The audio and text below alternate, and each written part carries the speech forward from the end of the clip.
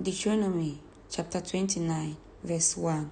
These are the terms of the covenant the Lord commanded Moses to make with the Israelites while they were in the land of Moab, in addition to the covenant he made with them at Mount Sinai. Verse 2. Moses summoned all the Israelites and said to them, "You have seen with your own eyes everything the Lord did in the land of Egypt to Pharaoh and to all his servants and to his whole country." Verse 3. All the great tests of strength, the miraculous signs, and the amazing wonders. Verse 4.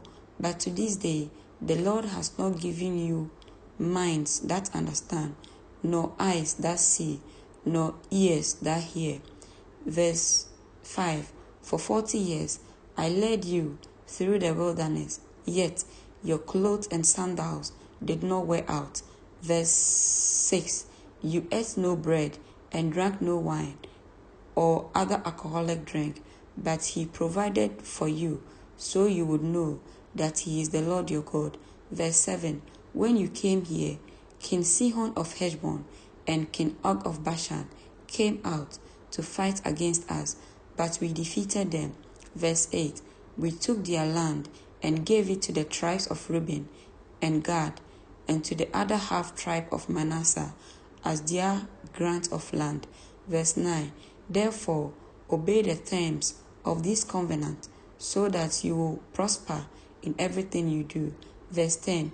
All of you, tribal leaders, elders, officers, all the men of Israel are standing today in the presence of the Lord your God. Verse 11. Your little ones and your wives are with you, as well as the foreigners living among you, who chop your wood and carry your water. Verse 12.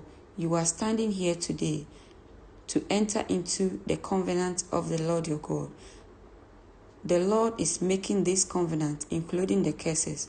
Verse 13. By entering into the covenant today, he will establish you as his people and confirm that he is your God, just as he promised you and as he swore to your ancestors, Abraham, Isaac, and Jacob. Verse 14. But you are not the only ones with whom I am making this covenant with 8 curses. Verse 15. I am making this covenant both with you who stand here today in the presence of the Lord our God, and also to the future generations who are not standing here today. Verse 16. You remember how we lived in the land of Egypt and how we traveled through the land of the enemy nations as we left. Verse 17. You have seen their detestable practices, their idols made of wood, stones, silver, and gold. Verse 18. I am making this covenant with you so that no one among you, no man, woman, clan, or tribe will turn away from the Lord our God to worship these gods of other nations, and so that no root among you bears bitter and poisonous fruits. Verse 19. Those who hear the warnings of this curse should not congratulate themselves thinking, I am safe, even though I am following the desires of my own stubborn heart. This will lead to utter ruin. Verse 20. The Lord will never pardon such people. Instead, his anger and jealousy will burn against them. All the curses written in this book will come down on them, and the Lord will erase their names from under heaven. Verse 21. The Lord will separate them from all the tribes of Israel to pour out on them all the curses of the covenant recorded in this book of instructions. Verse 22. Then the generations to come, both your own descendants and the foreigners who come from distant land, will see the devastation of the land and the diseases the Lord inflicts on it. Verse 23. They will exclaim, the whole land is devastated by sulfur and salt.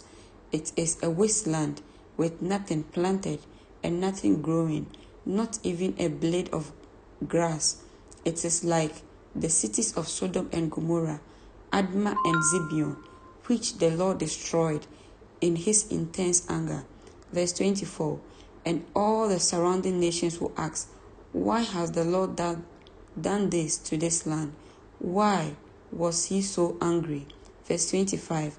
And the answer will be, this happened because the people of the land abandoned the covenant that the Lord, the God of their ancestors, made with them when he brought them out of the land of Egypt.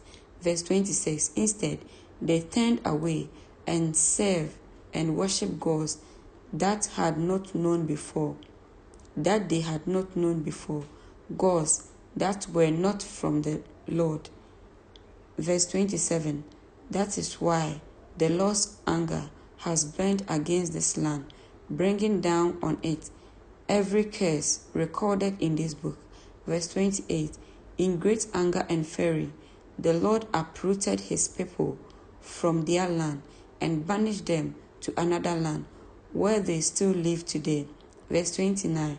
The Lord our God has secrets known to no one, who are not accountable for them, but we and our children are accountable forever for all that he has revealed to us, so that we may obey all the terms of these instructions. Amen.